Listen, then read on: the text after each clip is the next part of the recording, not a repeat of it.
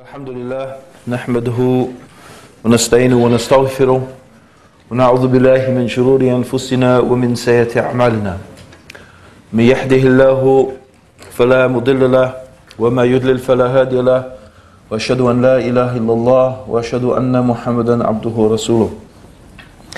We begin by praising Allah. We praise Him, we seek His help, and we ask for His forgiveness, and we take refuge with Allah from the evil of ourselves and from the evil consequence of our evil actions. Whomsoever God guides, no one can misguide, and whomsoever Allah leaves to go astray, no one can guide. And I testify that Allah alone is worthy of worship, and that Muhammad sallallahu alayhi wasallam is His servant and His messenger. My first talk tonight is about why I came to Islam. Yeah? Okay.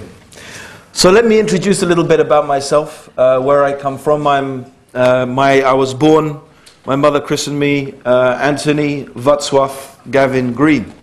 Now Václav is a strange name, in England anyway, because it's not an English name, it's a Polish name. My mother is Polish, actually, completely Polish. And when she was, I don't know, 2 or 3 years old, the Second World War broke out, and she had to leave Poland, and from Poland she emigrated to Iran, and from Iran to Kenya. And actually, my father was a colonial administrator.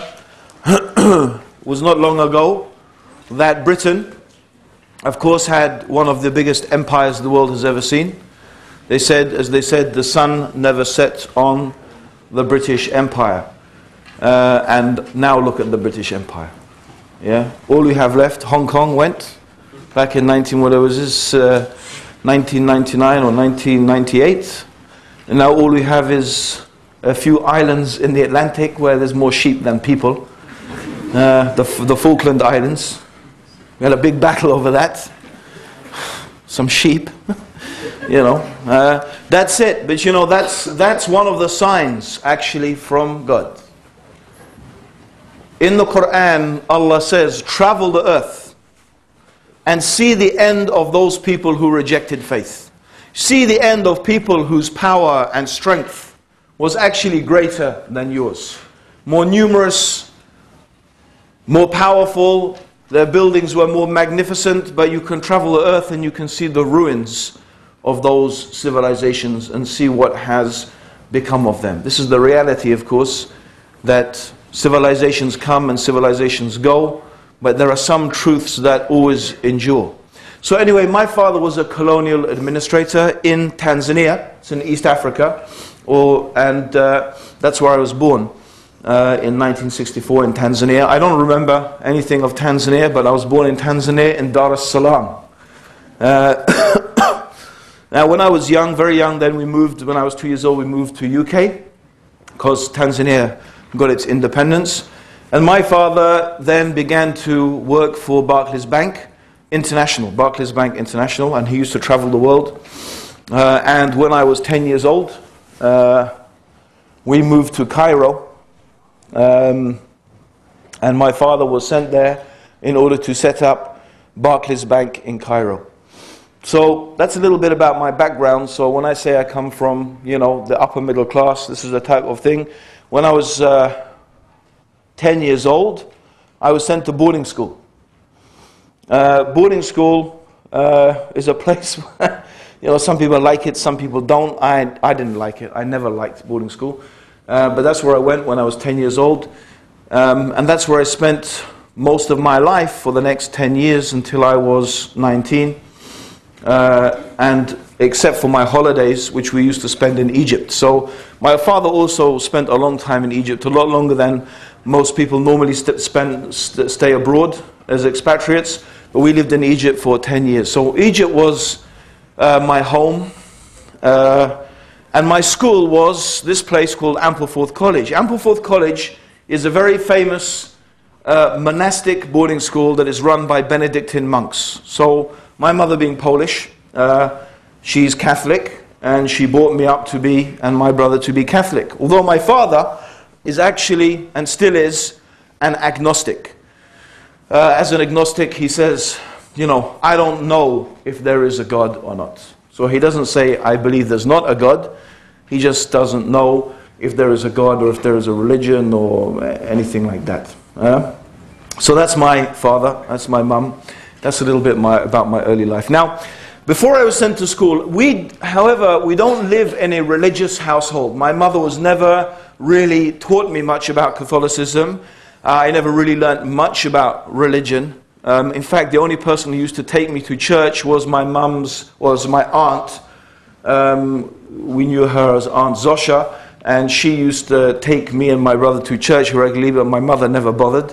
And so that's all we got, really.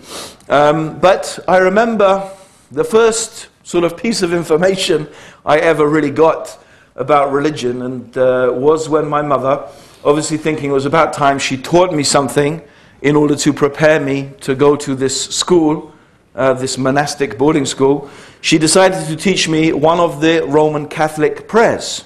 It's called Hail Mary, the Roman Catholic prayer. They have two main prayers. One is, you find it in the Gospel, or in the Gospels, which is called the Our Father, and the other is called Hail Mary. So she teaches me the Hail Mary, and as far as I remember, it goes something like this.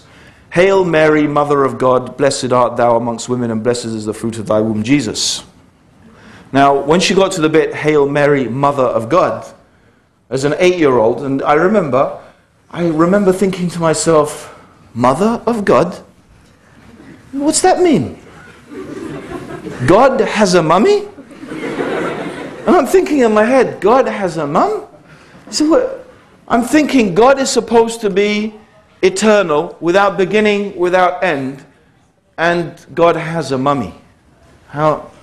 Okay, I didn't really get that. But then, when your mum tells you something at that age, you believe it absolutely. You don't question what your mum tells you, because what your mum tells you, you just accept it. So instead of, I just said, I figured it out in my head. I said, if Mary is the mother of God, the only way that can work is she must be a bigger God than God. To give birth to God, she has to be a bigger God than God. So I think, okay, so I just put that. But that was actually my first question. The first question that came to me, and it still remains as valid today in reality, was that first question. And it wasn't the end of my questions. And people often ask me, if you didn't hate your school so much, do you think you would have become Muslim? Well, I don't know if hating my school had anything to do with me becoming Muslim, but it certainly had a lot to do with me questioning the paradigms or the things that I was being taught at that school.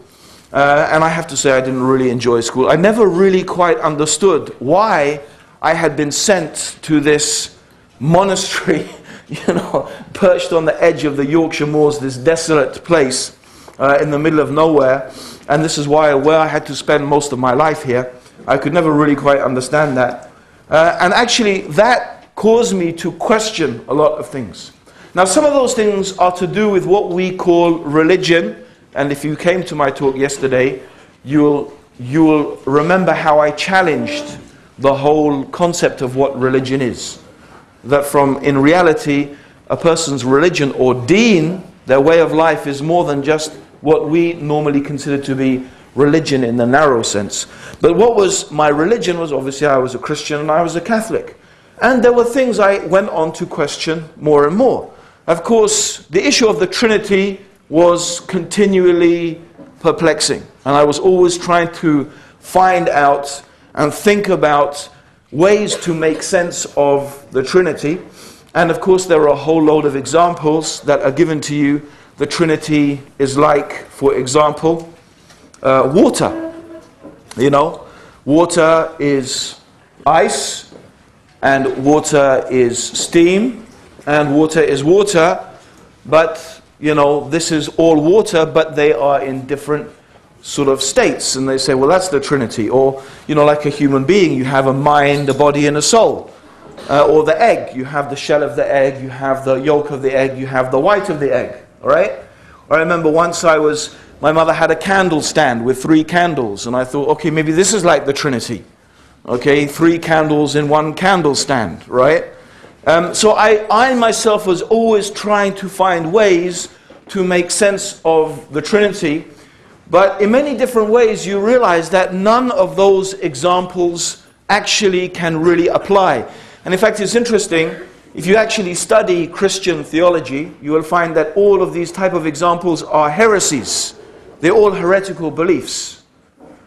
Because none of them actually accurately represent the Trinity at all. Okay? Because God, by definition, is a being that contains all the attributes of God. You can't give some attributes of God to one thing and another attributes of God to another, yeah, and give the other attributes of God to something else. Because what we call God contains all the attributes of God. Right? So you can't have God the infinite, God the eternal, God the creator, and that's one God. And then you have God the loving, God the merciful, God the forgiving as another part of God. Because God has to contain all of those attributes. That's why the example of water doesn't work. Why? Because steam is hot and steam rises. And so the steam has different attributes from the ice, which is cold. Right? And the other, the water in its normal state has different attributes. But God is the one that contains all of the attributes simultaneously. So anything we describe as God has to have all the attributes of God, not just some of them. So you look in the example of the egg, of the human, of the candle, or whatever you think, you'll see none of them actually apply. But these are things that people just try to imagine to make sense of something that actually does not make sense. And the most knowledgeable monks, they would say, listen, this is a mystery and you just have to believe it. That's really what they would say. They said there is no logical explanation. This is a mystery and you just have to believe it. But really, I think, for most of us, just have to believe it just doesn't, as we say, it doesn't cut the mustard. It's not something we can really accept in a day and an age where we are constantly taught to question things and so on and so forth. Just believe it certainly didn't really go down well with me. And there were other things that are specific to the Catholic Church. For example, I could never really understand why I had to go and confess my sins to a priest. Right? And I think most of us at school couldn't understand that either. Because we lived with the monks. We lived with them every day. So we realized that these monks were just like us, human beings. They made mistakes. In fact, in reality, we realized that most of them had big problems. In fact, we reckon that a good number of them became monks because they just wanted to run away from the world. They didn't want to deal with things. So we found that really these monks were not these holy people, and this is not something my mother could never understand this. When I used to complain about my housemaster, she would say, yeah, well, he can't. I don't believe you. He's a priest. So what do you mean? I'm telling you, no, he's a priest. Priests don't do things like that. And really, that's the attitude. The attitude of your average Catholic is like that. The priest can't do anything because he is, he is almost some holy person. And why shouldn't he be? Because what is the priest doing? I mean, this priest gets a piece of ordinary bread, yeah, and he gets some wine, and they do this ritual called the Mass, right?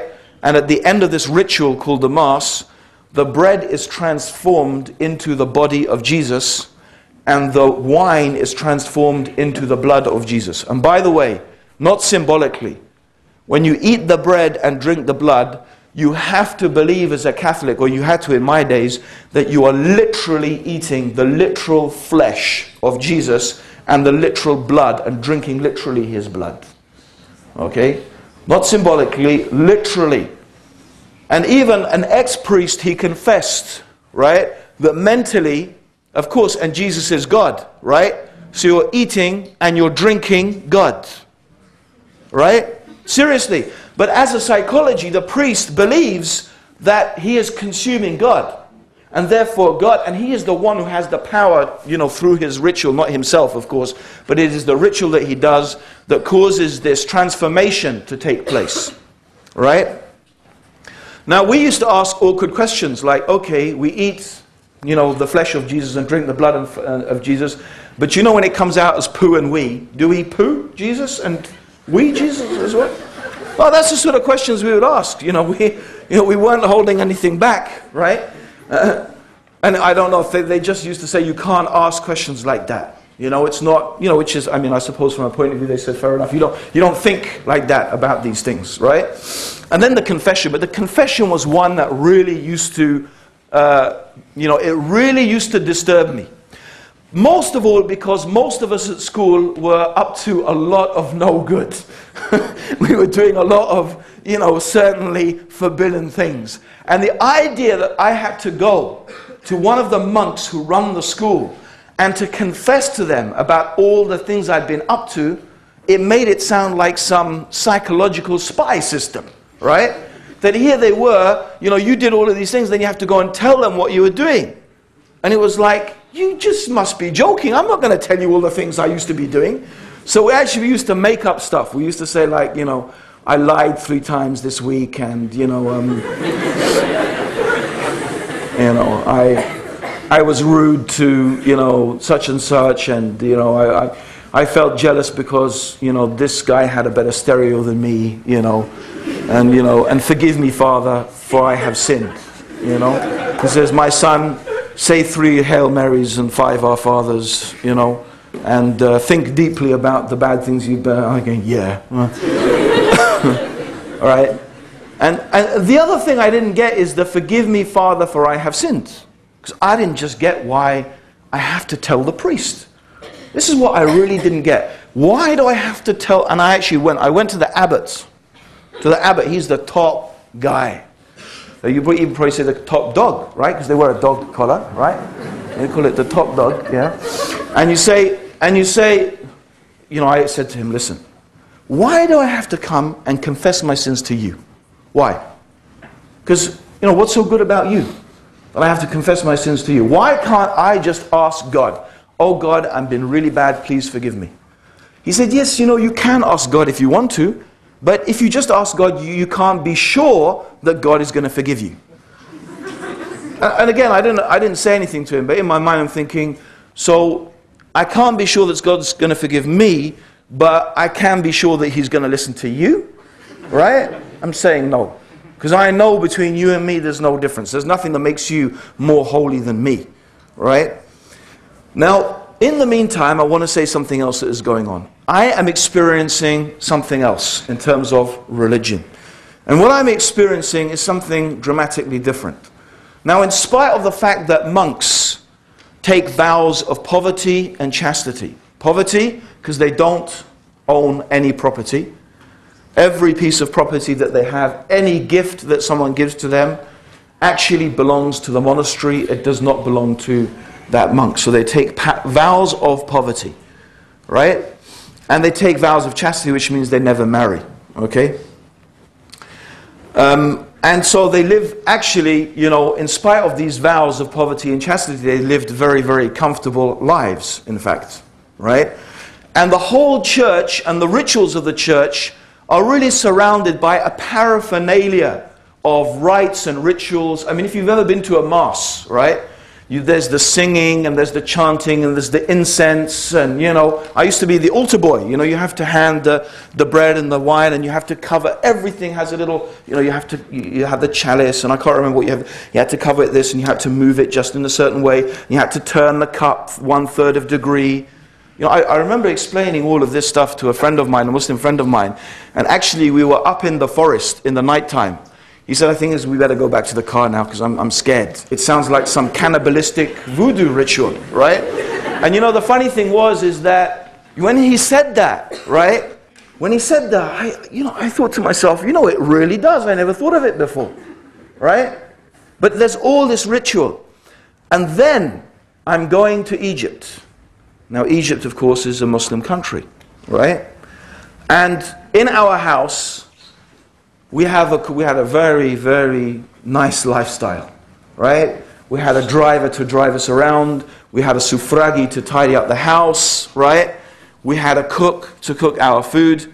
Anyway, I want to focus on the cook, Ibrahim. Ibrahim is really one of the most beautiful people I have ever met.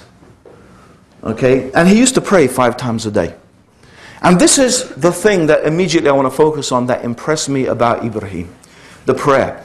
You see, there am I going to this Catholic monastery, dealing with all of these things, and then I would come home, and what would we do? We'd find Ibrahim. The time would come for prayer. He would put his prayer mat down in the kitchen, and he would just start praying.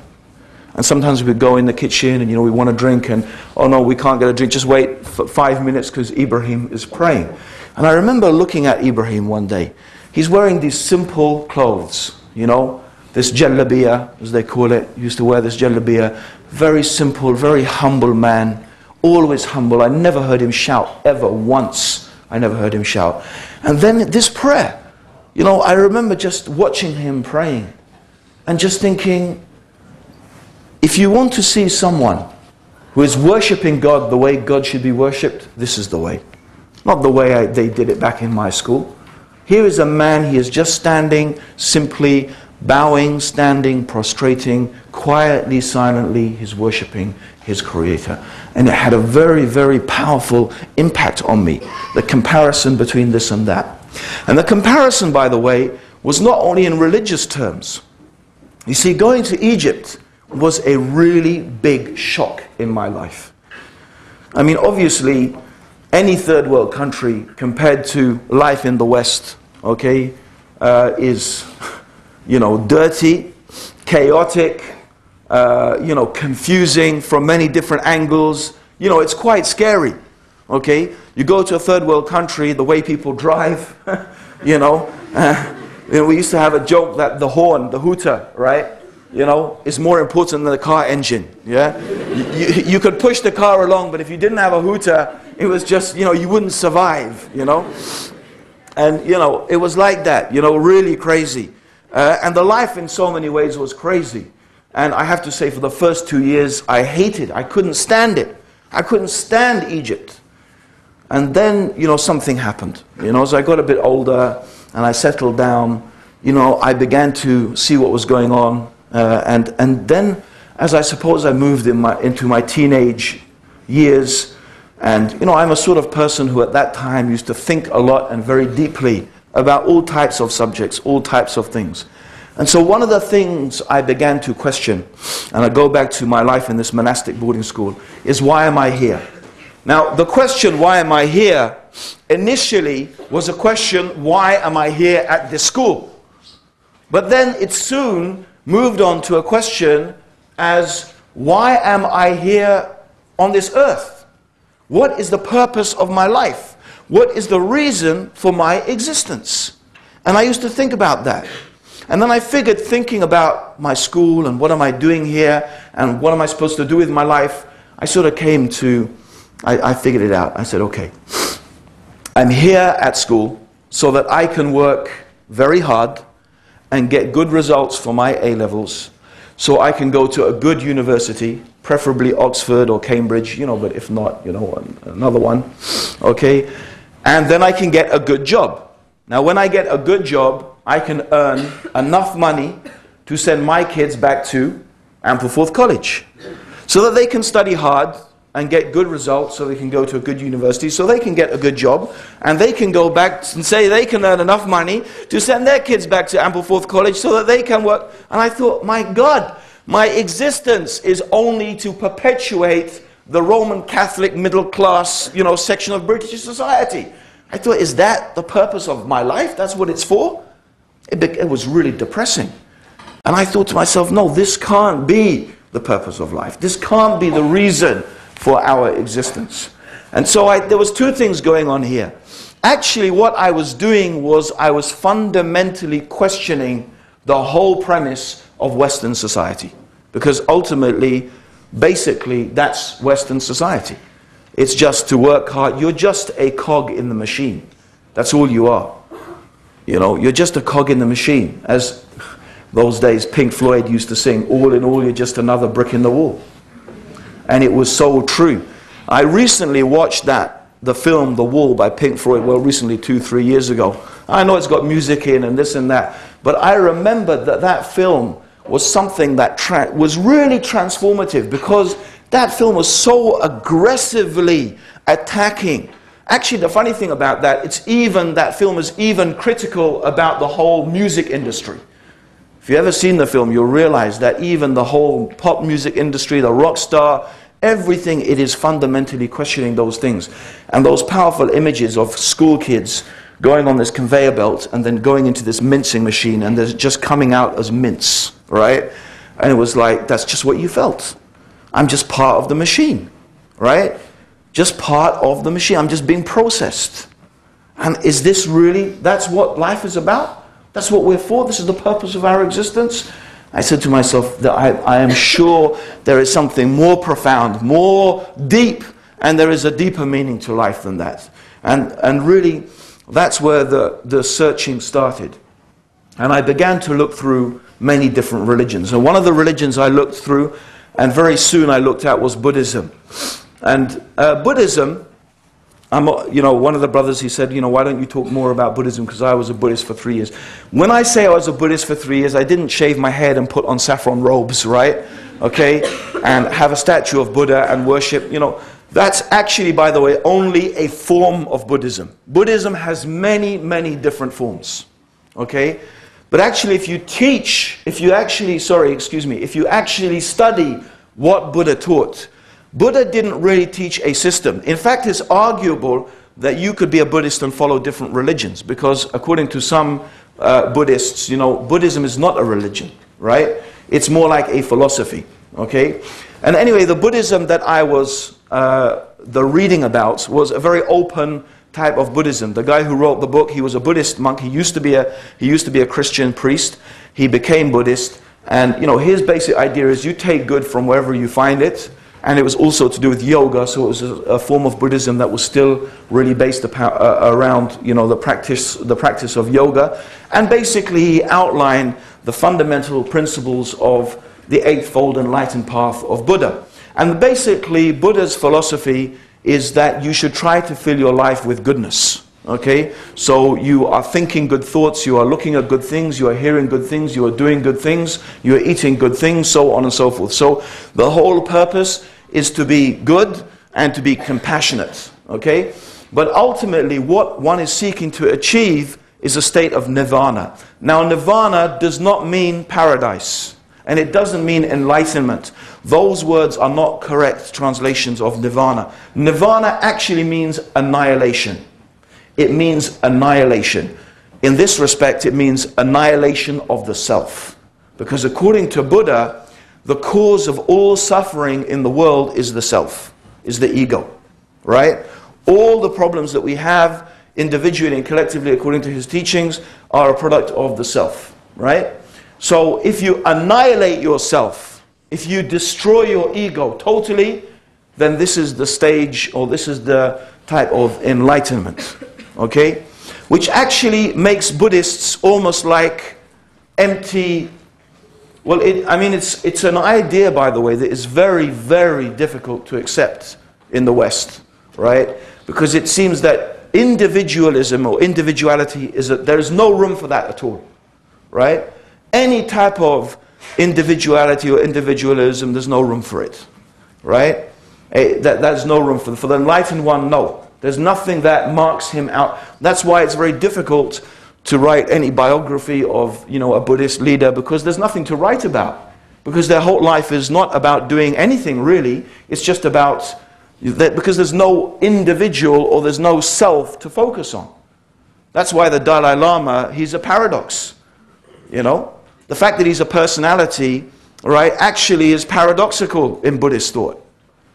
Now, why did I give up Buddhism? Actually, I have to say, I'll be really honest, and I wouldn't be anything else, hopefully, that Buddhism, of all the religions I studied, all the philosophies I studied, was really the one that was most appealing. It was very appealing to me.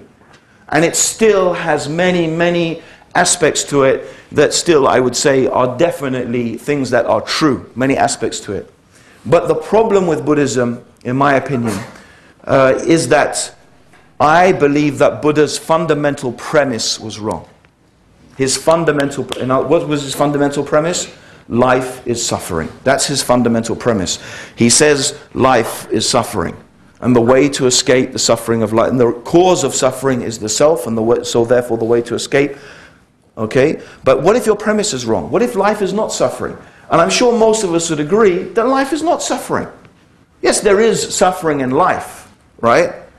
But you couldn't say that life is suffering, because there is joy, there is love, there are so many very positive things that happen in life, and you couldn't describe those things. Well, you might describe some aspects, certainly love, you might describe some of that as suffering, there's no doubt about that, right? And I'll get onto that in a little bit as well, okay? But what I'm saying is there are many things in life that are really very joyful and very positive. And therefore to say life is suffering is wrong. And also I don't believe that the ego or the self is the cause. The self itself, the self itself is not the problem. In Islamic terminology, the nafs. Actually, even in the Quran, for example, you will find the nafs is always referred to from a negative point of view. Yeah? But actually, in reality, the nafs is essential. The nafs is essential. In its raw quality, the ego or the nafs is essential because it's the nafs that makes me drink water. It's my desire, the feeling that I have, I am thirsty, and that is the nafs. The nafs drives me to drink. The nafs drives me to eat. Right? The nafs drives me to anger. Anger is essential, by the way, in order to protect yourself. Right? Jealousy is essential within some context of the family and so on and so forth. Right? So the problem is not the nafs. No. The problem is not the nafs. The problem is when you go beyond the limits. Right? When your desire for food is transformed into gluttony. When your feeling of anger is not controlled and it goes beyond the bounds and it leads to excess. And so on and so forth. So the problem is not the nafs. So it is not right to annihilate yourself. You're not supposed to destroy totally your nafs. But actually what you need to do is control that. Now, I'm saying that in retrospect as a Muslim, because that's what I believe as a Muslim. What we have to do is we have to aim at controlling ourselves, right? It's actually controlling our desires, not annihilating them. Anyway, I hadn't figured that out at the stage when I'd come to Buddhism. I'm just jumping ahead a bit, okay? But the point is, I felt that there was something not right. This was not quite actually right. Okay, and another thing that happened, I suppose, and you know, you could say, well, maybe if you'd taken Buddhism a little bit further, you wouldn't have reached this conclusion. But after about 3 years of, you know, practicing various forms of Buddhism, I came across instant nirvana. It's called marijuana. Yeah. Yeah. Marijuana, spliff, whatever they call it now these days, right? Or actually in Egypt it wasn't marijuana, it was hash, okay? Quite widely available. And I had always assiduously avoided these things, and you know, my parents, good parents, warned me, you know, against drugs and getting into drugs, and you know, even if you take this soft drugs, it's only a route to hard drugs. But anyway, I don't even remember how it happened. My brother, quite to my shock, started smoking first. My brother started, and he's younger than me, so that's why I'm shocked by it. And I always thought my brother was a real straight-laced guy. Okay, there he was, puffing away, and was like, "What are you doing?" "I'm smoking." "What, man?" You know. And then along came this hash stuff, right? And anyway, hash, yeah, it was like, man, it's instant nirvana. You know, I am annihilated. And remember what I was talking about yesterday? I'm stoned, I'm wasted, yeah? The state of absolute intoxication is actually describing a state of self-annihilation. When you literally have annihilated yourself. And there is that feeling then, when you annihilate yourself, of a type of, you know, escape, a type of, you know, whatever. Okay? Now that maybe is not an entirely undesirable emotion to feel. Right? But drugs, you see, is, you know, they are a very, very dangerous mistress. Because in the beginning, when you start smoking and you start taking the drugs and you start doing those things, yes, in the beginning you feel very euphoric, and maybe even for a year, right? Or you know, you feel very euphoric and, you know, the drugs make you feel good, but you'll never really feel as good. You know, the 5th and 6th and 7th time, as you did the first time or the second time. What you find is that you're always chasing the high. You're always trying to get back that fantastic feeling you had when you begun. But what happens is your body builds up a type of resistance, okay? And then you need to smoke more to get the effect that you used to have when you started. Until what happens ultimately is that your life simply becomes an obsession with obtaining drugs in order to get that high. And you're spending more and more money, you're spending more and more time, you spend all of the time trying to get drugs and being high, and you even reach a stage when anyone who's a drug taker will know they're not even enjoying it anymore. They're not. They don't actually get enjoyment from it. But what you are addicted to is the process. You've become addicted to the process and you're still trying to chase that high. And that's, by the way, often when drug takers move on to harder drugs. Because harder drugs offer them something of the experience that they had before. But actually, it is totally destructive. It destroys your body, it destroys your mind, it destroys you as a person, it destroys families, it destroys societies. But you don't think about that when you start taking it, right? You don't think about that when you begin. All you're experiencing is the high. Like I said, instant nirvana. So I started to play a little bit around with these drugs and stuff like that. And initially it really was a type of spiritual experiment. It was another dimension. It was trying to find out something about my mind, about myself, a different dimension of my being. Maybe drugs could unleash that dimension and I could begin to experience something different in my life. So initially it wasn't just pure hedonism. I was not driven by that at all. Just a desire to get high and have fun. That was not what I was driven by. It wasn't that, okay? It was really initially a type of seeking of some type of spirituality in it. And actually even with the smoking of marijuana, you know, you actually have a religion that's around it. Rastafari, although I know Rastas would argue that not all Rastas believe that that's true. But there's a whole section of the Rastafarian religion that connects, you know, smoking marijuana with this, okay? So you have this whole type of even spiritual side connected to it. However, you know, still this state had not answered my fundamental questions. And this is the other thing with Buddhism. I still didn't really know, why am I here? What is the purpose of life? What is it all for? Drug taking had not answered those fundamental questions. I had experienced different states of being, but I still haven't understood why am I here and what it's all for. And so that question is still ticking away in the background. Anyway, I guess this is from the time when I'm, you know, I don't know the age, but these things are going on from the age of like 15. I didn't start taking drugs then, that was later. But these processes are going from the age of 15 to about 19, 20. And I was at the same time studying different religions, psychosomatic yoga, magic. I studied quite a lot about magic, for example, okay? And interestingly enough, one of the things that really interested me was the Kabbalah. And interestingly enough as well, the Kabbalah, because it's a Jewish book of magic, actually contains a lot of monotheism in it.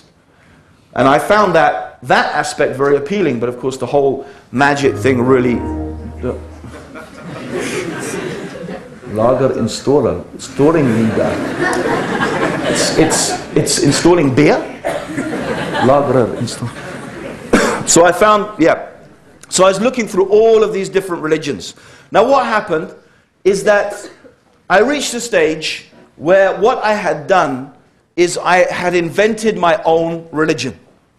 So what did I do is I got bits and pieces of all the different, you know, bit of Christianity, bit of Buddhism, bit of psychosomatic yoga, bit of, you know, these new age philosophies, you know, I got them, bit of Rasta stuff, you know, and I mixed it boom chunka and stuff like that, right?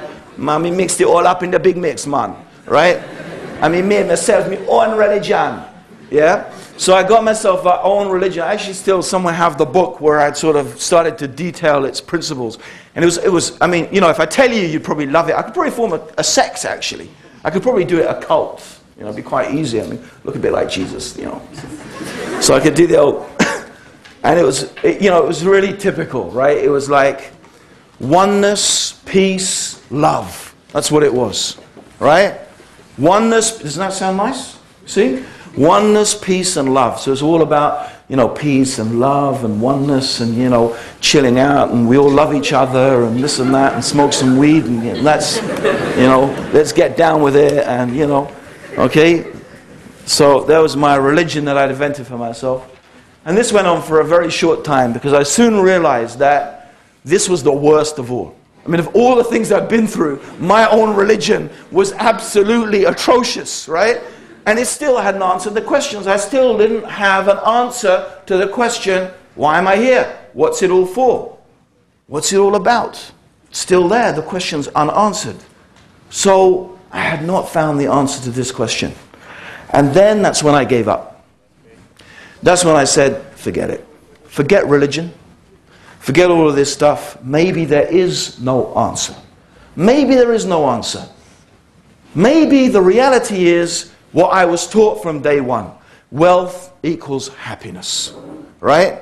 And maybe the reason I'm not happy is because I'm not rich enough. Maybe I don't have enough money. That's my problem. Right? Maybe the things I need and the things I want, I just can't access them with the money I've got at the moment. Now, I can tell you that at the time, the pocket money my dad used to give me was more than lots of people's wages, right? So I had a pretty, good life, right? I never had to steal anything to buy any ganja, right? I never had to do anything like that. I had a pretty, financially, I was pretty well off, right? Skiing in Saint Moritz, holidays in Club Méditerranée, c'est très joli, avec toutes les le JM, toutes les choses, c'est très beau. Okay, and so I had, we had a good life. Cook, suffragi, servant, driver. I mean, how much more rich do you... So I tell you, to give you an idea of how rich I thought I needed to be, I'm thinking private jet, yacht, private island, right? That's the type of rich I'm thinking I need to be in order to be happy. So I start thinking, okay, in order to really enjoy my life to the maximum, right, what I need to do is get the most amount of money with the minimum amount of effort, right? So why do I want to work hard for my money? Because that means I'm going to spend all my time working instead of my time enjoying. So that's a waste of time. So what I'm starting to think is my analytical mind starts kicking in. I start thinking, okay, let's look at history now. Who are the richest people in the world, right? And who did the least amount of work in order to get their money, right? So I started thinking, right, let's start with England, good old England, British Empire, Industrial Revolution, 5th richest country in the world. Oh man, that's just way too much hard work. Industrial revolution, capitalism, industry, this and that, conquest and, empire. And forget that, man. Germany, oh my God, the Germans, they work hard. And the Japanese, all they do is work. Forget the Japanese, right? Americans, the American dream, what's the American dream? You're a self-made millionaire, but you have to rise from the gutter and you make it for yourself. And again, it's just hard work. And then it hit me. Oh my God. Those Saudi Arabians, they've been sitting on their camels, right? Allahu Akbar, right? Praying to Allah, right? And they got all that wealth and all that money and all that work, and they did nothing. I said, that's the one. Maximum money, minimum work. I like that. Right?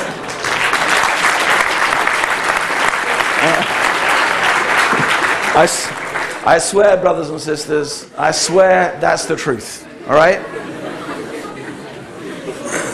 And I said, right, okay, Saudi Arabia. Okay, let's find out about these guys. They got something, right? That's not coincidence. I don't believe that they got that oil just for nothing. There must be a reason that oil is there. So I started thinking, okay, Saudi Arabia, what's their religion? Oh, Islam. Yeah, I know that. I know Islam. A little bit about Islam, right? Quran, I know that's their book. So I went down there. And, I picked up the Quran. Anyway, I can say I picked up a translation of the Quran in English, okay? And I started to read it. Okay, I started to read the Quran in English. Now, I used to be, and I probably still am, a pretty fast reader. I can read But the reason is because when we lived in Egypt, you know, the TV was so rubbish, right? It was so bad, right? In fact, the TV set, it had this thick dust on it, right? It didn't get turned on, it didn't get used, it just used to sit there because we never used to watch it. And as a family, what did we used to do? We did a lot of reading. A lot of reading. Just to give you an idea how fast I can read. There's a book called Roots. You heard of that book, Roots, Alex Haley? Someone's shaking his head. You know, old school brother there. Alhamdulillah. Roots is a big, thick book, you know, Harry Potter size, right? Okay? But it's a bit heavier than Harry Potter, you know. I read like 3/4 of Roots in half a night. Okay? Yeah, okay, I admit that I had just finished Carrie by Stephen King and I was so terrified I couldn't sleep, right? And I had to read through Roots just to take it out of my head. But I could still read that fast, right? Now the Quran, in terms of the actual words, it is about, you know, it depends how you count the words actually, but it's about 100,000 words long. Now that is not a lot. That's not a lot. 100,000 words is not a lot. It is about the size of a, you know, medium to small size novel these days, in terms of actual words, right? 2 weeks after picking the Quran up, I was still reading it and I still hadn't finished it. It was a book unlike I had ever read before. I mean, first of all, it doesn't have any structure that we're used to, right? It begins, you know, with Surah Al-Fatiha, and then it goes, you know, to talk about in Surah Al-Baqarah, it talks about the hypocrites and who are these people who they say they believe and then they don't believe, and then it goes to talk about Moses and, you know, the cow, and, you know, how the people said, you know, Moses said slaughter a cow, and they said which cow, and then it's like, then it goes on to something else, and then the table, you got the, you know, you got the next surah, which is like full of, you know, there's no consistency. It's like, that's the first thing. It doesn't follow like what we're used to. You know, we like in the beginning, this happened, and then in the end, that happened, right? But there's no beginning and end, right? There's no beginning and end to the Quran, right? Because actually, you know, there's a reason there's no beginning and end. And so I'm reading through it, and I keep having to go, and, you know, because I really wanted to understand. It wasn't just about reading it. I really wanted to understand what the Quran was saying. What was this all about? And so I had to read and reread and go back, and I'd get so far and then go back and check something else that was from before. And so it was taking me a long time to get through the Quran. But what was happening at the same time is my brain was being put into, it was working, it was like those old rusty cogs, and it was making me think in a way that I'd never thought before.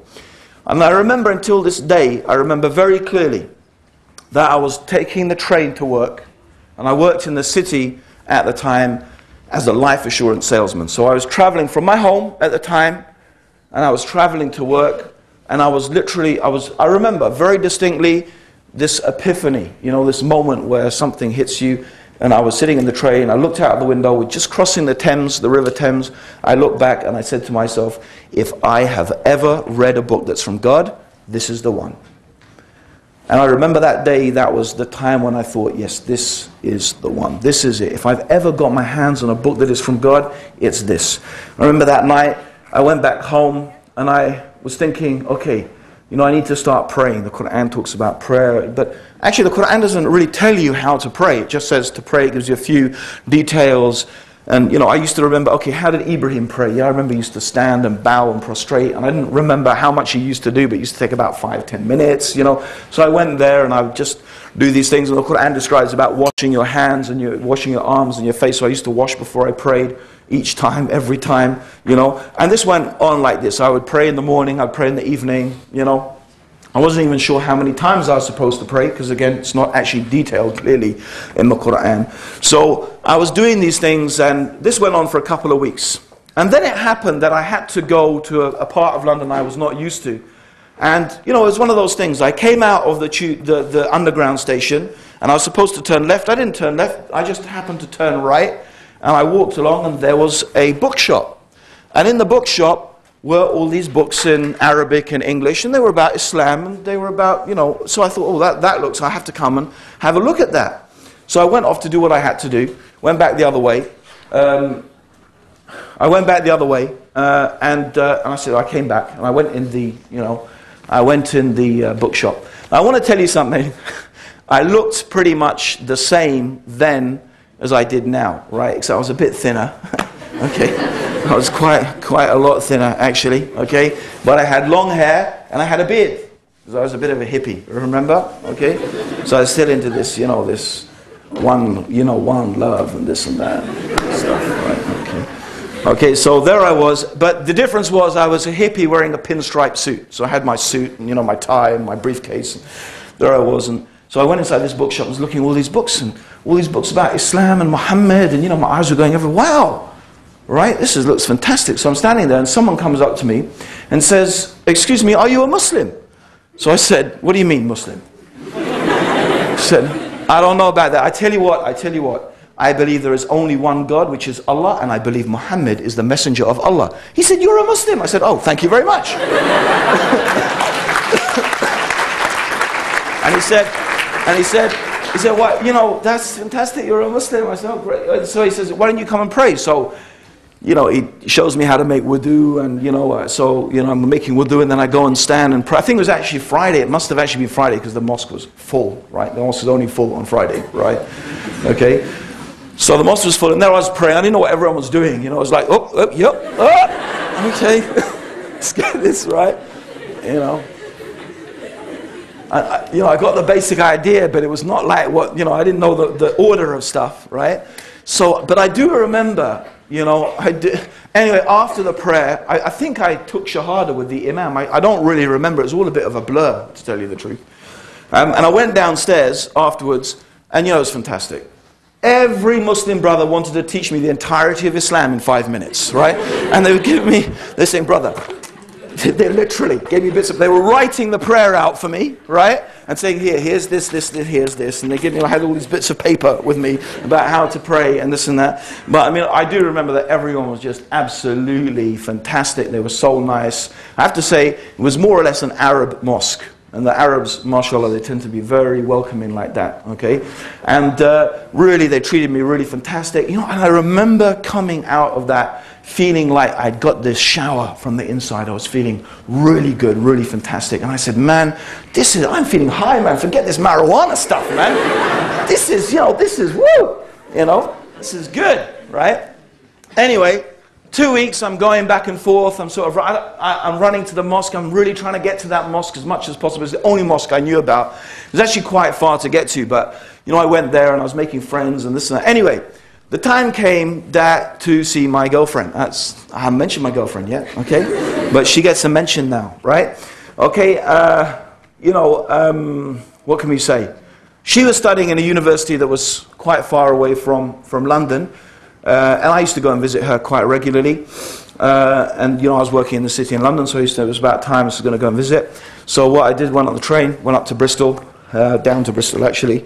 Went to, you know, met her at the train station, went to the house, and, you know, went into the bathroom, right? Okay, made wudu, she didn't see that, and I just sort of thought, okay, started praying, right? So my girlfriend's sitting on the bed, right, and I'm finishing my prayers, and I turn around, she says, "What are you doing?" I said, "Oh yeah, I became Muslim." "You what?"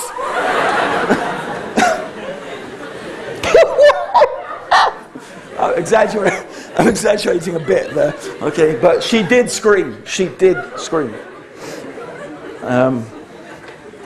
She did scream, yeah. She screamed enough, and she was upset enough for something to happen, which was, in many ways, a very important thing that happened in my life. A very sad thing, but a very important thing. I'm sure any one of you, which I hope, you know, the Muslims, I do not wish this upon anyone. I do not wish upon my sons or my daughters or any Muslim to get into this whole girlfriend, boyfriend rubbish, because it is rubbish, right? It is heart-rendering, it's soul-destroying, right? There is nothing nice about it except perhaps the sex, right?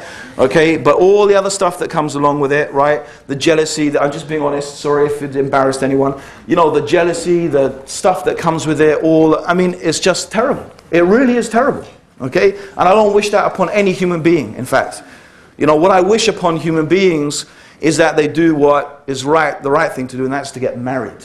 Right? If someone cares about you, you should get married, and you should live together, and you should share a life together, and that's what you should do. Right? And that's something that God has given blessings to. Right? Whereas as for this girlfriend, boyfriend stuff, you know, anyway.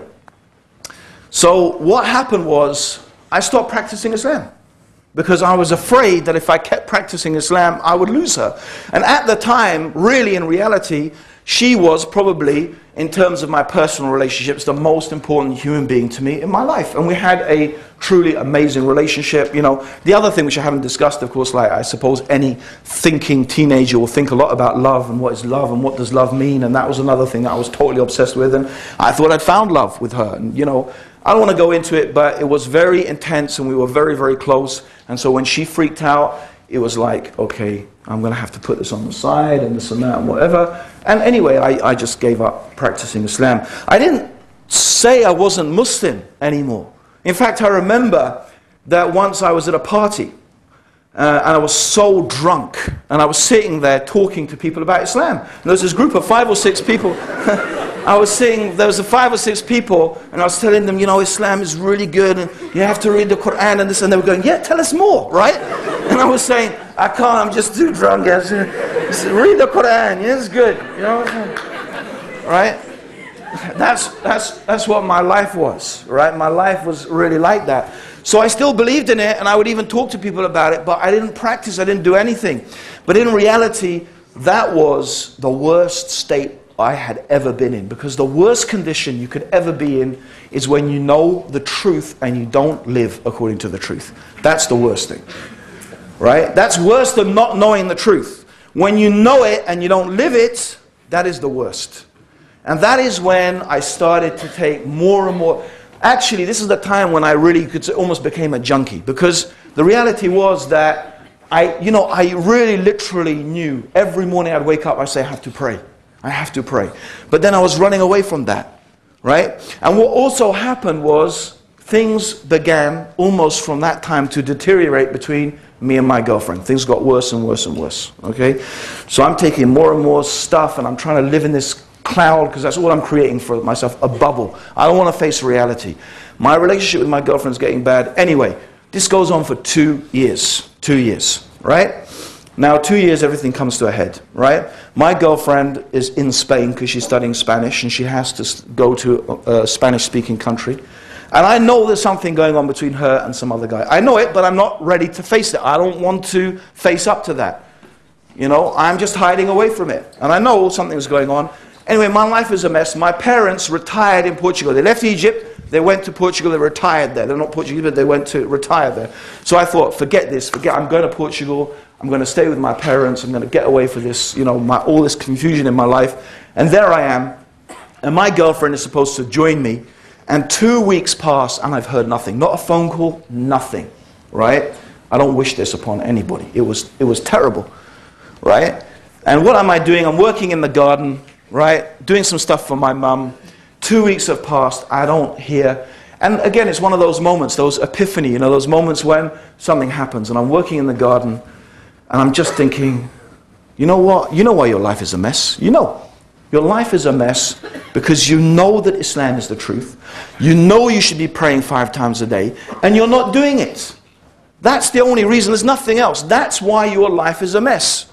So I made this prayer. I said, oh God, oh Allah, please let my girlfriend, I didn't say my girlfriend, I mentioned her name of course, but I don't want to mention her name, but I said, let my girlfriend phone. Just let her phone, please. If she phones today, I swear to you, I swear, I will pray 5 times a day. I don't promise I can stop smoking spliff or having sex, but I swear I will pray 5 times a day. I swear, I promise, please. Right? So anyway, I made this prayer, right? So anyway, I go have lunch, come back in the garden, I'm working away, and my dad comes. He says, Aunt, that's what he used to call me, Aunt, right? It's, you know, my girlfriend, it was my girlfriend on the phone, right? So, wow. I dropped the spade, I went upstairs. You know, the funny thing was, I don't even remember what she said. I was just going, All I was thinking, I have to pray now. That's all I was thinking. That's all I was thinking. So, I put down the phone. I went, I took a bath, I took a ghusl, and brothers and sisters, that's when I started praying 5 times a day. And alhamdulillah, from that day until today, except, if I overslept or something, I've only missed, I will confess, once I missed my prayer on purpose. I could have prayed, but I didn't. Okay, what happened? That was very early on. But alhamdulillah, may Allah forgive me for that. But apart from that, I have never on purpose missed one of my 5 prayers, and that was 20-something 2 years ago now. Alhamdulillah. So, brothers and sisters, I know the brothers are saying it's Maghrib and this and that, but we're nearly finished. Okay, so we have to finish this, inshallah. There's a few things I want to say before we go and pray, inshallah. Brothers and sisters, one of the things I want to say, right, is that really the difference between being a Muslim and not being a Muslim is really praying 5 times a day. It really, and that's why I count my becoming Muslim not from the day when I was 18 or 19 no, it's the day when I started praying 5 times a day. That is the day that I became Muslim. And the other thing I want to say is, listen, Allah has given us in Islam a program. I mean, literally, all you have to do is follow the program and your life will change. When I started praying 5 times a day, it changed my life. Prayer, when you do it with understanding, and when you do it with khushu', with awe and reverence before Allah, it will change your life. It should change your life. And it did. It changed my life. Right? I gave up things. I gave up, I had the hash, there it was. I threw it in the garden. Right? Because you know what I used to do? I didn't know that it was haram. I didn't know it was forbidden. But I did come across this verse that said that don't approach prayer when you're intoxicated. So you know what I used to do? I used to pray the night prayer, Isha, right? As early as I could. Roll up some spliff, get stoned, this and that, right, whatever. Then I'd go to sleep, wake up in the morning, so I wasn't, still wasted in the morning, right? Of course, what happens is you smoke later and later and later, and then, and then I started realizing, wait a minute, there's just no way I can do both. There's no way. Anyway, I've made my promise to Allah, that is it, I'm not going to break it. So that's when I just gave it up, because I knew the 2 things. I didn't even know it was haram. I just knew that you can't really be following Islam and taking this stuff at the same time. And when my girlfriend, she came, because she came, I said, listen, I sat down with her, had a long talk with her. I said, listen, I've taken this religion seriously, so you're going to sleep in that room over there. I'm going to sleep in this room over here. Even my mum came up to me and said, what are you doing? My mum's a Catholic and this and that. I said, no. That's it. I said, the only way is you marry me. That's it. We get married. I'm not going to marry you unless you become Muslim and you're serious about it. You're not just doing it to marry me. Right? So, anyway, brothers and sisters, a lot more I could say, alhamdulillah, about where my journey went from there. Okay, and there's more things I could add about, the question, what did my parents say about all of this? Okay, that's another story. Okay? But inshallah, brothers and sisters, that's a little bit about my journey to Islam. And I just want to finally say, brothers and sisters, I truly have to say that I don't know what I did to deserve to be Muslim. I don't know. Islam is such a blessing. How do I feel? How could you feel if you were dead and then you were after that alive? How would you feel if you were walking in entire darkness and then suddenly the lights were switched on and you could see everything around you? This is the difference between being a Muslim and being outside of Islam. Being guided by the guidance of God and being outside of that guidance. And all praise is due to Allah, alhamdulillah, who guided me to this beautiful religion of Islam. Jazakallah khair. Assalamu alaikum.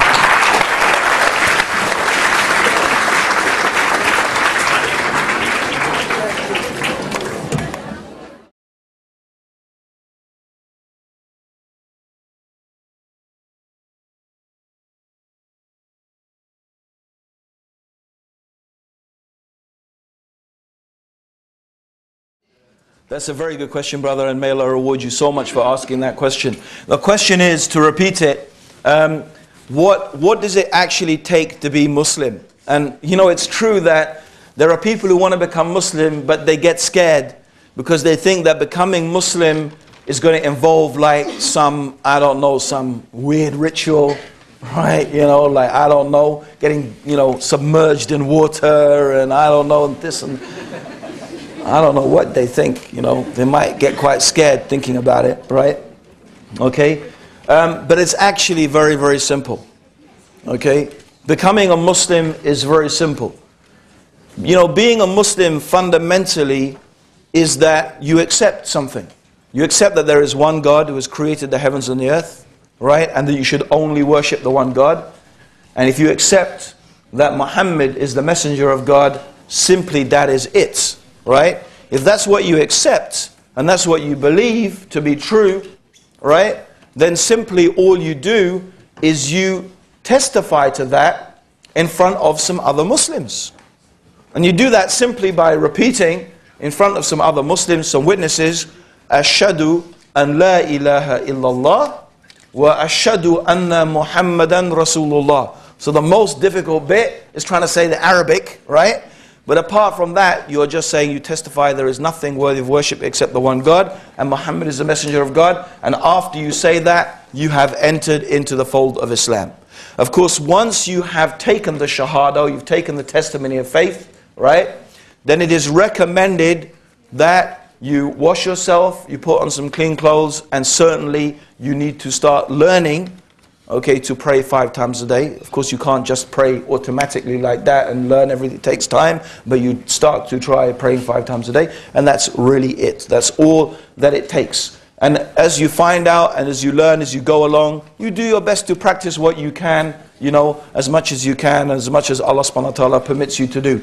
So it's really that simple. You don't think I have to know all of these things and do all of these things. You don't. You just need to follow the steps. So, alhamdulillah. Does that answer the question, brother? Did I leave something else? I think that is basically really what it is. Very, very simple. And of course, if anyone does feel like becoming Muslim, alhamdulillah, tonight that will be fantastic as well. Inshallah, don't feel shy. You know, you never know how long your life is going to be, you know, so don't delay.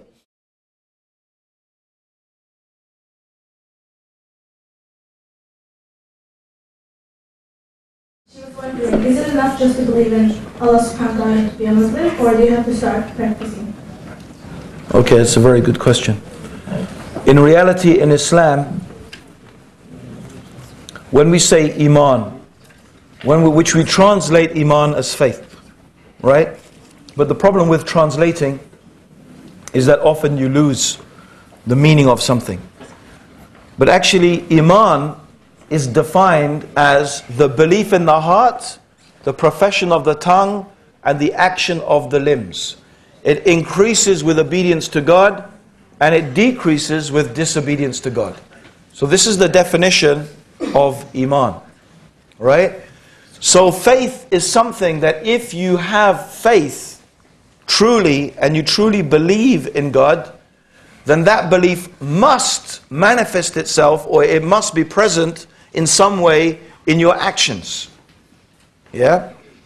So therefore, let's go back to something you've already heard me mention today, where the Prophet Muhammad said, he swore by Allah, he is not a believer, the one whose neighbor is not safe from his mischief. So the Prophet ﷺ, he is indicating that a person who believes cannot have this characteristic.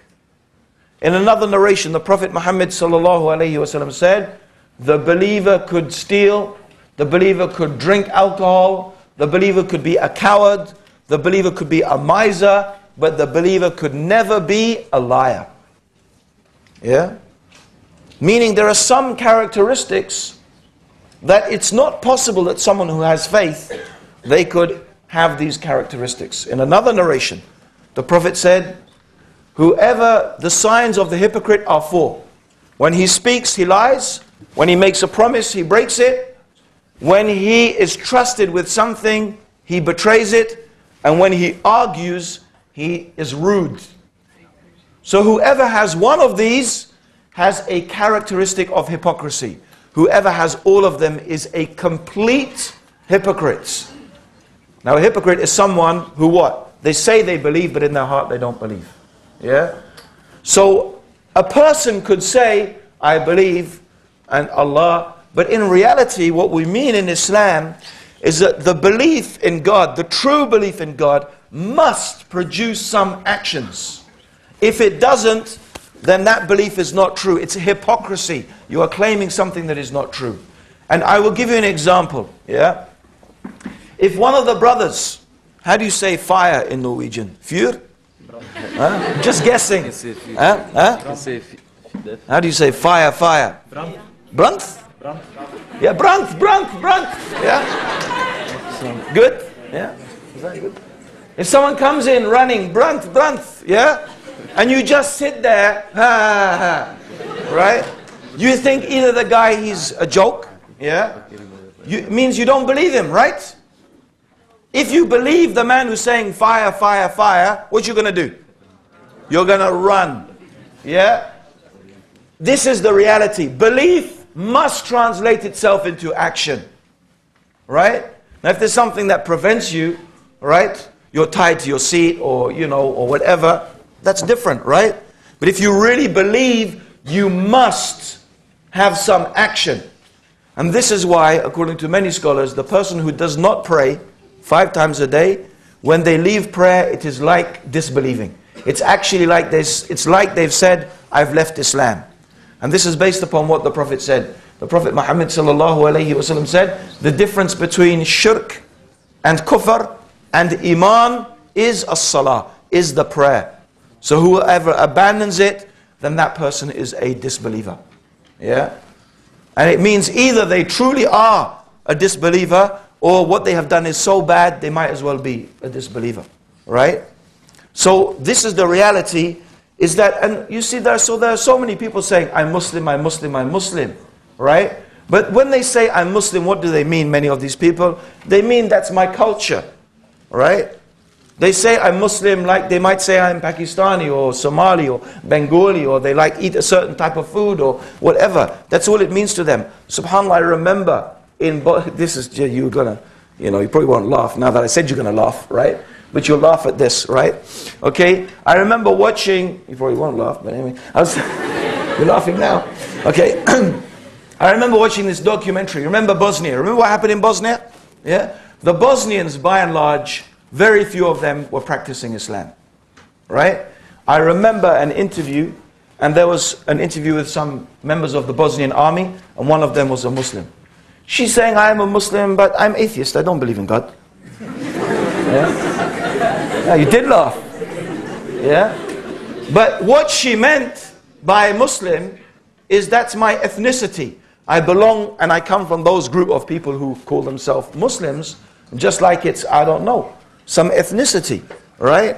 And of course there are Muslims who are dealing in drugs and who are doing many bad things, okay? And they call themselves Muslims. Some of them may even have beards or even wear hijab sometimes, right? You know, sometimes people do that because it's their culture. It's the culture to grow the beard. You often hear about Saudi women. The moment they get on the aeroplane to England, off comes the hijab. The niqab and everything, off it comes. And if you ask them, they just say, well, this is our Saudi dress. They probably don't even know about what Islam teaches about hijab. They're just their culture, you see. So yes, there are many Muslims. They use this name Muslim. They may even say, yeah, I'm proud to be Muslim and this and that. But really for them, it's not to do with faith. It's not to do with belief. It's really a cultural thing. Yeah, so I hope that answers that question.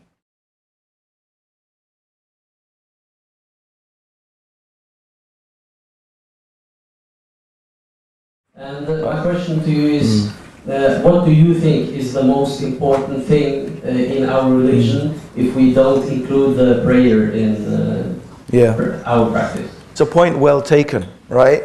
Is that, you know, even myself here, I'm saying the prayer, and I use the prayer as an example, right? But if you, in the context, I hope, of everything I've said today, you will have also picked up that I emphasized, when I was talking about my own story, the importance of prayer with understanding and with khushu', right? So I emphasize that, because a prayer that is without understanding, and the prayer that is without sincerity and humility to Allah is not going to change anything about your life. Actually, it will probably make your life more difficult, right? Because you'll just be thinking, oh, I have to pray and this and that, and it does nothing. Well, you don't get any feedback from that, right? So yes, the inner dimension is really, really important. And it is something that we have to develop. But this is the beautiful thing, in my opinion, about Islam. Many religions you will find either emphasize almost totally on the inward dimension. you know, love and compassion and this and that, and how you actually worship God physically with it, it doesn't matter. You can clap, you can sing, you can sit in your home, you can do whatever, right? It doesn't matter, right? So there's some religions that just concentrate on these inner dimensions. And other religions, okay, it's just an externalities. As long as you follow the law, you do the things, you follow the rituals, you follow the things, that's what's important. Bit by bit, and what it means, it's irrelevant. Yeah? But Islam, and these are both important actually, the ritual and the inner dimension are essential for the complete religious experience. It's maybe only Islam, maybe there are other religions that really brings these two together. Right? But it is a tendency for us to concentrate only on the external aspects and leave the internal development, which is very, very important. Yeah?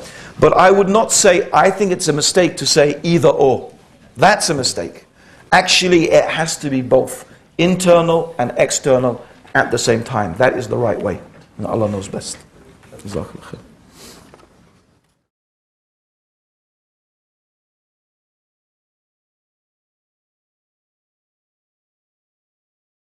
Assalamu alaikum. Wa alaikum assalam. I have a question, and my story is like similar to yours. My mother is a Christian, and my father is atheist. And you know, before Islam, I had so good contact with them. But when I came to Islam, they are so much against me. They don't want to have contact with me. They don't want me to live with them. And in Islam, it's forbidden to live alone. Yeah. So what should I do? How should I talk to them? Okay, how long has this been?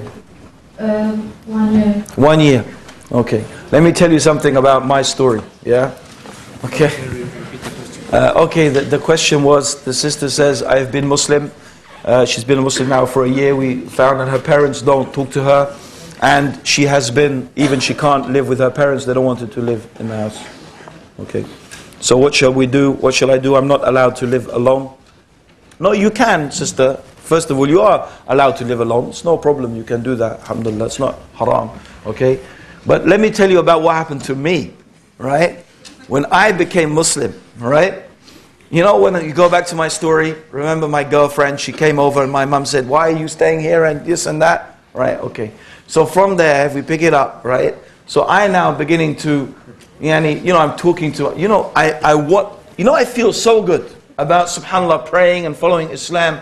You know what I think? All I need to do is explain this to my parents and they will accept it. Because who could not want to follow this beautiful way of life? Right? But anyway, my parents didn't take it very well, you know. When I started explaining to them and I'm not eating, you know, I only eat halal food now. Maybe I'm going to take over the house, maybe. I don't know. Okay, so I say I can only eat halal food, you know, and this and that. And, you know, so many things. I can't drink alcohol and, you know, I don't go to the parties. And you used to be such a good dancer, you know, they say to me. You know, it's such a shame. So all of these things. So, you know, my mum, she comes to me. She says to me, you know, Aunt, if you want to be religious, why don't you go and live in a monastery? Why don't you go live in a monastery? I said, this is not Islam. You see, in Islam, we live in the world. We work, we live in the world, we do jobs, and we still try to worship God. We don't believe that in our religion, you run away and live in a mountain or this and that. So it's not Islam. Right? She said, anyway, I've come here to tell you that since you hate us so much, and since you hate everything about us so much, we have instructed the solicitors to take you out of the will. Yeah, meaning you will not inherit anything from us anymore. Okay? So it's like, thanks, Mum. Yeah, I didn't say that, that's what I'm thinking. Okay. So, that was what they said to me. I actually, alhamdulillah, didn't care. I said, so Allah, He's going to look after me. That's more important. Even my dad reached a stage, he said the same thing. You better leave. You better go back to London because really, we've had enough of you and you need to go back to London and this and that. Okay? So, things were not very good between my parents for a while. And then something changed. Right? It wasn't getting married, actually. Okay, because actually after I got married, then something happened between me and my mum which was even worse. She said something to insult the Prophet ﷺ, and I just went crazy. Okay, to tell you the truth, I just went crazy. I smashed some things and this. I couldn't even talk to her. I was so angry, right? And this was just the day before I was leaving. I was staying with them. And after that, my mum didn't talk to me for about a year. But you know what changed all of this? Yeah? When the first baby came. Yeah? Okay? Abdullah, he's not here. Okay, he'd be so embarrassed. Okay? But because he's 18 now, drives a car and stuff like that. You know, but when the first baby came, believe me, it changed everything. You know, because it puts it all into perspective. This is the grandchild. You know, I would really have to say that if you get married, sister, and you have kids and still your parents are not talking to you, then probably your parents are not the sort of people that really are worth having contact with, right? Because they must have hearts made of stone, right? I mean, it must be literally. Or maybe they're Vikings or something, I don't know. Tough people. No, I'm just joking about the Vikings. No, but I mean, seriously, sister, they must, you know, I really think that, you know, and I've said this to so many people, and in fact, I know many other sisters, brothers in Islam who exactly the same story. One of my, one of my good friends, the same thing. His wife was a convert to Islam. Her mother totally stopped talking to her, had nothing to do with her. Then the first baby came, and that's it, everything changed. And so it's a story that you find quite often, you know, it repeats itself. My relationship with my parents now is better than it has ever been in my life. Okay? You see, because what I have tried to do is both explain to my parents and show them through example the way that Islam teaches me to behave towards my parents. Right? In fact, I gave my book. I've tried to give my mother and dad so much dawah, but the best book I ever gave her is called Mother. And you know what this book has? Verses of Quran and hadith and some poetry about how you treat your mother in Islam. You know? And you know, subhanAllah, it mentions how the Prophet, so when someone came to the Prophet, he said, who has the most right to my kindness? Your mother. And then after that, your mother. Then after that, your mother. And then after that, then your father. In fact, the Prophet ﷺ said, he said that you can never pay your mother back. There is nothing you can do to pay your mother back. Your father, if you found your father a slave and you bought his freedom, you pay him back. Your mother, you can never pay him back. And it mentions the story, as you probably know, of Omar, when he was the caliph, and a man came and he had carried his mother on his back through the whole of the Hajj. And he said to Omar, "Oh Omar, did I pay my mother back now?" He said, "You did not pay her back for one tear she shed when she gave birth to you." All right? This is a religion, and you tell me Islam does not respect women? Subhanallah. Right? Allah says, reverence Allah and the wombs that bore you. In fact, one of the names of Allah, Ar-Rahman, is linked to the Arabic for womb, Raham. And so Allah said, and it's the same, because it means mercy. And Allah linked His mercy to the womb, meaning whoever cuts off from the relationship, excuse me, whoever cuts off from the relationship, the family ties, Allah will cut from them. Okay? So, sister, the thing is, what you have to do is, this is the same for anybody, by the way. Right? In Islam, we do not cut the ties of relationships. We do not cut the ties. Okay? We don't. Even, I take back what I said. Even if you have a baby and it's your parents' first grandchild or not, or whatever, and they don't talk to you, you still don't give up. You never give up. You send them presents, you write to them, you phone them, you do whatever you can to make relations good with them without, I have to say, compromising your religion. Don't do something that is haram. That's a big mistake. Right? As long as it's halal, right? You can compromise, you compromise. Whatever it is. As long as it's halal, if you can make that compromise, make it. Right? If it means leaving a sunnah or something mustahab, if it's going to please your parents, leave it. Or there's something haram, no, you don't do that. Right? So you never ever give up trying to, make a good relationship between your parents, not only your parents, all of your relatives, whether you are Muslim or not. Okay, so breaking the family ties is very serious, because Islam considers the family to be so important. So sister, you just have to be patient, inshallah. Yeah? Be patient. inshallah, everyone here is going to make dua, inshallah, right? For the sister, that Allah subhanahu wa ta'ala softens the heart of her parents to her and to Islam. And by the way, I always ask everyone as well to make dua that Allah subhanahu wa ta'ala guides my parents to Islam. So please make dua, brothers and sisters, that Allah guides my parents to Islam. Ameen ya Rabbil Alameen.